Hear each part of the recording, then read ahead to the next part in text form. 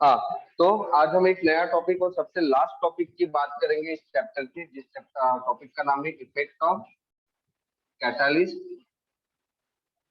On reaction rate. Catalyst on reaction rate.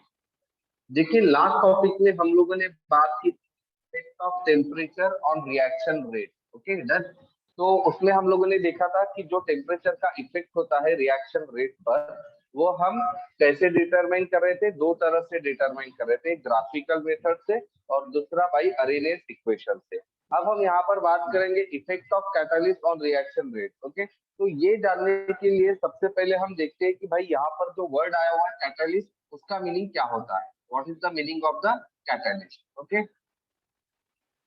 तो देखिए, catalyst एक ऐसे सब्सटेंसेस होते हैं जो किसी भी रेट ऑफ रिएक्शंस को बढ़ा देते हैं, किसी भी रिएक्शंस के रेट को बढ़ा देते हैं। समझ में आ रहा है? तो ध्यान में रखना, कैटालिस्ट क्या होते हैं? सब्सटेंसेस विच इंक्रीजेस, जो क्या करते हैं? इंक्रीज करते हैं। इसको इंक्रीज करते हैं, increases the rate of reaction. The rate of reaction को वो इंक्रीज कर लेते हैं। ठीक है, डन। तो ध्यान में रखना, रेट ऑफ रिएक्शन को इंक्रीज करना मतलब क्या। कंसीडर करो मेरे पास एक रिएक्शन हो रहा है ए ग्रुप बी, और मैं बोल रहा हूँ कि ये रिएक्शन है, ये 5 मिनट में हो रहा है। ठीक है, अब मैं बोल रहा हूँ कि ये सेम रिएक्शन जो है मैं कैटालिस्ट के प्रेजेंस में कर रहा हूँ। ठीक है, कैटालिस्ट के प्रेजेंस में कर रहा हूँ। तो फिर ये जो रिएक्शन है ये कितने मिनट में होना चाहिए? रेट ऑफ रिएक्शन कैटालिस्ट है, मतलब ये रेट ऑफ रिएक्शन को बढ़ा देंगे, बराबर है। तो रेट ऑफ रिएक्शन को बढ़ा देंगे मतलब ये जो रिएक्शन जो पहले 5 मिनट में हो रहा था, अब ये रिएक्शन कितने मिनट में होगा? 5 से कम। 5 से कम टाइम में होगा। ठीक है, वो 2 मिनट में हो जाए या फिर हो सकता है वो 1 मिनट में हो जाए, बराबर है। रेट ऑफ रिएक्शन को बढ़ा देना मतलब लगने वाले टाइम को कम करना है। ओके, गलती से भी ऐसा मत सोचना कि रेट ऑफ रिएक्शन बढ़ाना मतलब 5 मिनट में 10 मिनट करना। ठीक है, उस चीज को हम कहेंगे कि भाई रेट ऑफ रिएक्शन कम हो रहा है। अब सवाल ये उठता है कि कैटालिस्ट जो होता है वो रेट ऑफ रिएक्शन को बढ़ा देता है। ठीक है, अब इसकी खास बात देखते हैं कि भाई कैटालिस्ट जो होता है वो रेट ऑफ रिएक्शन को बढ़ाता कैसे है, मतलब इसके मैकेनिज्म ऑफ एक्शन के बारे में बात करते हैं। ठीक है, डन। कि किस तरह से आप लोगों का जो कैटालिस्ट होता है वो अपना एक्शन शो करता है, mechanism of action of catalyst. Okay done.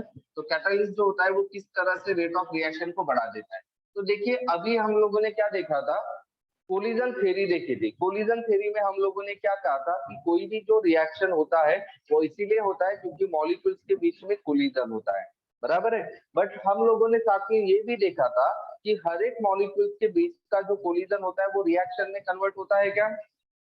नहीं नहीं नहीं होता है, बराबर है। उसमें से कुछ पर्टिकुलरली कोलिजन ही जो होते हैं वो क्या होते हैं? रिएक्शन में कन्वर्ट हो सकते हैं। ये हमने देखा था, बराबर है, राइट?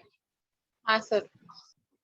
हाँ, तो अब बताइए ऐसे कौन से कोलिजन होते हैं जो रिएक्शन में कन्वर्ट होते हैं, जिसको हम सक्सेसफुल कोलिजन कहते हैं।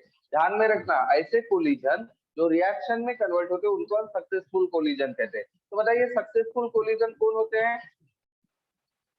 कौन होते हैं? जिसकी एनर्जी एक्टिवेशन एनर्जी के इक्वल या फिर उससे ज्यादा होती जिनकी एक्टिवेशन एनर्जी कैसे होती है, मतलब जिनकी काइनेटिक एनर्जी कैसे रहेगी? The collision whose kinetic energy is equal to or more than activation energy, बराबर है, डन। तो अगर हमने बात की, ठीक है, पर्टिकुलरली मॉलिक्यूल्स की, और इसका अगर हम लोगों ने एक ग्राफ निकाल दिया, that is the reaction coordinate versus the energy. Okay, energy versus the reaction coordinate. Reaction coordinate का मतलब रिएक्टेंट, प्रोडक्ट, ट्रांजिशन स्टेट, इन सबको हम रिएक्शन कोऑर्डिनेट कहते हैं। तो सबसे पहले हम बात करते हैं रिएक्टेंट। रिएक्टेंट की एनर्जी कंसीडर कर लो कि रिएक्टेंट की एनर्जी इतनी है, ओके, 10।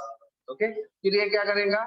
इसकी एनर्जी स्लोली स्लोली बढ़ती जाएगी, और एक पर्टिकुलरली एनर्जी होती है जिसको हम क्या कहते हैं? Activation energy. और यहाँ तक जब ये एक्टिवेशन एनर्जी तक पहुंच जाएगा रिएक्टेंट, ये तुरंत क्या हो जाएगा? प्रोडक्ट में कन्वर्ट हो जाता है। और प्रोडक्ट की जो एनर्जी होती है वो रिएक्टेंट से हमेशा कम होती है। यहाँ पर आप लोगों का प्रोडक्ट रहेगा, और प्रोडक्ट की एनर्जी जो रहेगी वो कम होती है as compared to the reactant. ये आप लोग को पता है, ठीक है। और वो कितनी होती है?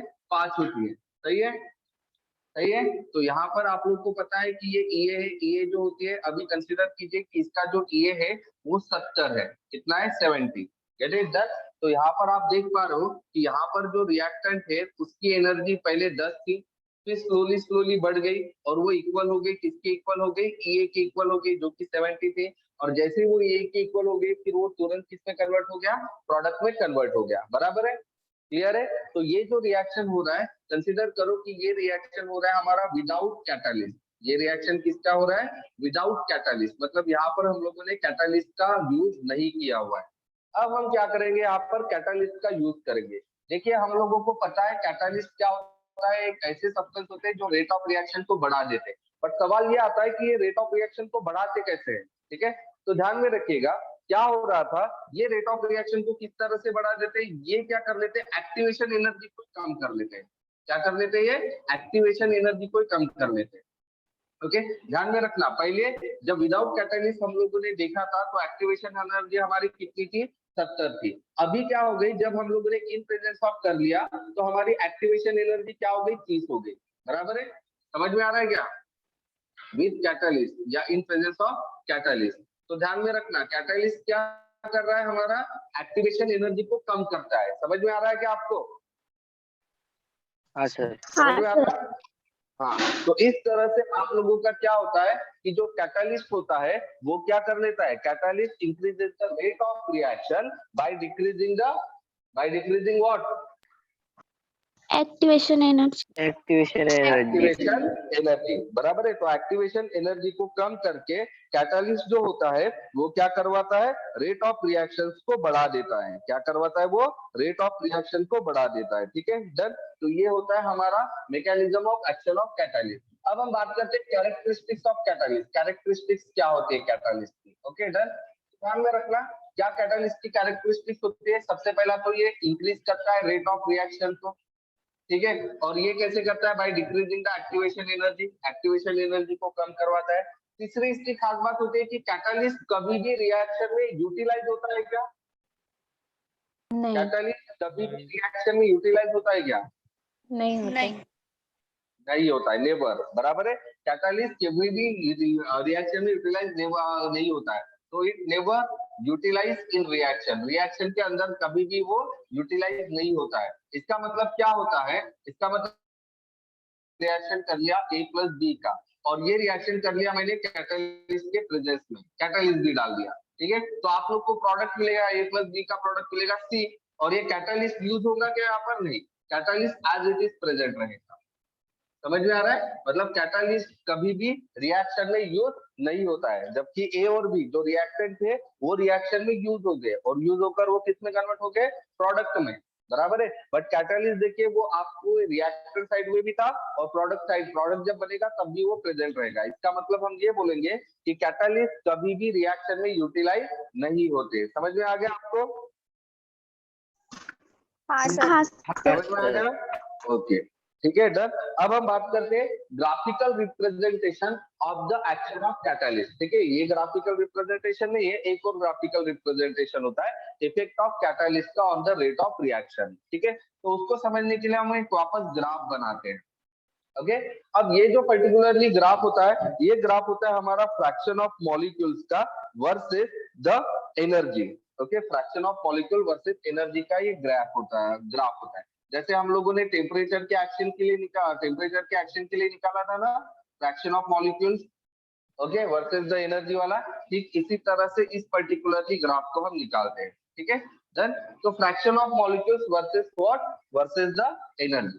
तो कंसीडर कीजिए कि यहाँ पर फिलहाल क्या होता है, एक पर्टिकुलरली ये ग्राफ बनाते हैं। ठीक है, अब इस ग्राफ की खास बात क्या होती है, इस ग्राफ की खास बात ये होती है कि राइट नाउ ये कंसीडर कर लीजिए एनर्जी। ओके, ये है विदाउट कैटालिस्ट ये एनर्जी होती है। ठीक है, तो आप यहाँ पर देख पा रहे हो कि फ्रैक्शन ऑफ मॉलिक्यूल्स जो क्या कर रहे हैं, बैरियर को क्रॉस कर रहे हैं। ये बैरियर होता है, बैरियर मतलब कम से कम इतनी एनर्जी हर एक के पास होनी ही चाहिए। बराबर है, डन। तो यहाँ पर आप देख पा रहे हो कि इतनी एनर्जी जो होती है वो कितने मॉलिक्यूल्स में होती है, that can be represented by this shaded area. Okay, या एरिया अंडर द कर्व। तो आप इसका एरिया इतना देख पा रहे हो। अब हम क्या करते हैं, वही एक पर्टिकुलरली कैटालिस्ट यूज करेंगे, और जब हम कैटालिस्ट यूज करेंगे तो फिर जैसे कि आप लोगों को पता है कैटालिस्ट यूज करने पर ये मतलब एक्टिवेशन एनर्जी क्या होती है, कम होती है। तो देखिए यहाँ पर एनर्जी इधर से इधर जा रही, मतलब ये एक्टिवेशन एनर्जी अगर 100 होंगी तो उससे कम मतलब 80। समझ में आ रहा है आपको? समझ में आ रहा है क्या? हाँ सर। हाँ, तो यहाँ पर फिर क्या होगा, जो फ्रैक्शन ऑफ मॉलिक्यूल्स रहेंगे, ठीक है, जिनकी एनर्जी क्या रहेंगी, एक्टिवेशन एनर्जी जो रहेंगी, ठीक है, fraction of molecules with the activation energy, number of molecules बढ़ गए, और नंबर ऑफ मॉलिक्यूल्स जितने ज्यादा होंगे रेट ऑफ रिएक्शन उतना ही क्या होगा, रेट ऑफ रिएक्शन उतना ही, भाई नंबर ऑफ मॉलिक्यूल्स अगर आप बढ़ाएंगे तो रेट ऑफ रिएक्शन क्या होगा, बढ़ेगा। बढ़ेगा। बढ़ेगा। Number of molecules with activation energy equal with the energy equal और greater than the activation energy अगर बढ़ेंगे तो जाहिर सी बात है रेट ऑफ रिएक्शन भी क्या हो जाएंगे, रेट ऑफ रिएक्शन भी बढ़ेंगे। बढ़ेगी। बढ़ जाएंगे, बराबर है। तो इस तरह से ये होता है effect of catalyst on the rate of reaction. तो यहाँ पर हमारा ये पूरा का पूरा जो चैप्टर है वो खत्म हो गया। अब देखिए इसमें आप लोग को क्या करना है, अब ये चैप्टर जब हमारा खत्म हो गया तो आज के लिए आप लोग का होमवर्क है बहुत सारा रहेगा। होमवर्क ये है कि आप लोगों को क्वेश्चन नंबर 88 जो कि इस पर्टिकुलरली टॉपिक के ऊपर डिपेंड है, क्वेश्चन नंबर 88 टू 90 ये सॉल्व करने हैं, ठीक है, सॉल्व करने मतलब इसको लिखकर भेजने हैं। एंड देन सबसे इंपॉर्टेंट चीज, आप लोगों को जो पूरा का पूरा एक्सरसाइज दिया हुआ है, ठीक है, along with the multiple choice question, ये सारे के सारे सॉल्व करने हैं, ठीक है। एक्सरसाइज में कुछ क्वेश्चंस आप लोगों को थियोरेटिकल है एंड देन आप लोगों के मल्टीपल चॉइस क्वेश्चंस है, ठीक है। डन। तो आप क्या करेंगे, थियोरेटिकल जो क्वेश्चन थे उसको लिखेंगे, जैसे आप पेपर में थे वो लिखकर आप मेरे को भेजोगे थियोरेटिकल सारे के सारे क्वेश्चन, एंड मल्टीपल चॉइस जो क्वेश्चन थे उसको आप सॉल्व करोगे और आप क्या करोगे, किताब में उसको मार्क कर लो, ठीक है। अगर इसमें से कोई नहीं समझ में आता है तो कल को संडे है, ओके, परसों हम डिस्कस कर लेंगे अगर इसमें से कोई भी डाउट होता है तो मल्टीपल चॉइस क्वेश्चन को भी मार्क कर लो, ठीक है, और इसके भी क्वेश्चन आप फोटो निकाल कर भेज देना। फिर समझ में आ गया क्या? हाँ सर। सर न्यूमेरिकल्स नहीं करने ना, वो पहले ही किए ना। तो न्यूमेरिकल्स अलग वाले होंगे ना, एक्सरसाइज में सेम न्यूमेरिकल्स है क्या, डिफरेंट ये कुछ होंगे ना, कुछ वही रहते सर। तो भी करने का, कुछ कुछ रहेंगे जही के वैसे तो भी करने का। अगर एक चीज दो बार किए तो कोई वो पिछले स्टार का रह के वो वाले डबल रहते क्या ना सर? एक्सरसाइज बुक्स में नहीं क्या, वो स्टार रह के रहते ना वहाँ पे, वो वाले रहते बुक्स मैंने में। कहा each and every question given in the exercise you have to solve, doesn't matter वो क्वेश्चन ऑलरेडी हो चुका है या नहीं हो चुका है। समझ में आ रहा है आपको? ओके हाँ सर। सर। हाँ, तो हर एक क्वेश्चन सॉल्व करने हैं आप लोग को, ठीक है। टोटल नंबर ऑफ क्वेश्चन 39 दिए हुए, ओके, समझे क्या? हाँ सर। ये वाले क्वेश्चन सॉल्व मत करो, डायरेक्टली एक्सरसाइज के क्वेश्चन सॉल्व कर लो। क्वेश्चन नंबर 39 1 से लेकर 39 तक के सारे क्वेश्चन क्लियर है? सर फिर 88 से लेकर वो 90 तक नहीं करने। नहीं करने हैं, 88 से 90 मत करो, सिर्फ एक्सरसाइज के क्वेश्चन सॉल्व करो। क्लियर है? सर हाँ, सबमिट कर लो। सर Sunday तक ग्रुप का पे time भेजना देता है। हूँ। हाँ, कब तक भेजना है सर? कल भी Sunday भेज सर दो। मंडे को सबमिट करना है क्या? हाँ सर मंडे को। अबे संडे नाइट सर पेपर है ना। कल पेपर है ना सर? अच्छा ठीक है, चलो मंडे तक का टाइम देता हूँ, मंडे नाइट तक, ठीक है। हाँ सर। हाँ सर। हाँ सर। हाँ सर। हाँ ठीक है, चलिए फिर ओके, मिलते हैं Monday, bye bye. Bye. Bye sir.